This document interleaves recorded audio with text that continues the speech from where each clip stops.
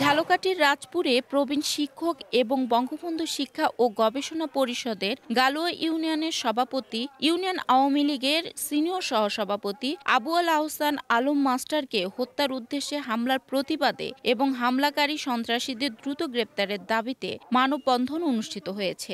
২৯ April সকাল ৯:৩০টায় Rajpur press ক্লাবের সামনে রাজাপুর উপজেলা বঙ্গবন্ধু শিক্ষা ও গবেষণা পরিষদের আয়োজনে এই মানববন্ধন অনুষ্ঠিত হয়। এ সময় বক্তব্য রাখেন সংগঠনের সভাপতি মাইনুল হাসান মৃধা, সিনিয়র সহসভাপতি বাবু বিদ্যানন্দ সাহা, সাতুরিয়া ইউনিয়ন সভাপতি সমীর কুমার দাস, সংগঠনের উপজেলা সাধারণ সম্পাদক সৈয়দ হোসাইন আহমেদ কামালের সঞ্চালনায় এই মানববন্ধনে উপজেলার শিক্ষক, শিক্ষার্থী, সংগঠক সহ এলাকার অন্যান্য গণ্যমান্য ব্যক্তিবর্গ উপস্থিত ছিলেন। গত ৬ এপ্রিল শিক্ষক আবু আল আহসান আলম মাস্টার নামাজ পড়তে যাওয়ার সময় গালুয়া ইউনিয়নের কানুদাস কাঠি এলাকার বিজিবি সদস্য আবুল বাশার কিসমত এবং তার বাবা শাহজাহান ফরাজির পরিকল্পিত অতর্কিত হামলা চালানোর অভিযোগ পাওয়া যায়। বর্তমানে তিনি ঢাকার একটি হাসপাতালে চিকিৎসাধীন রয়েছেন।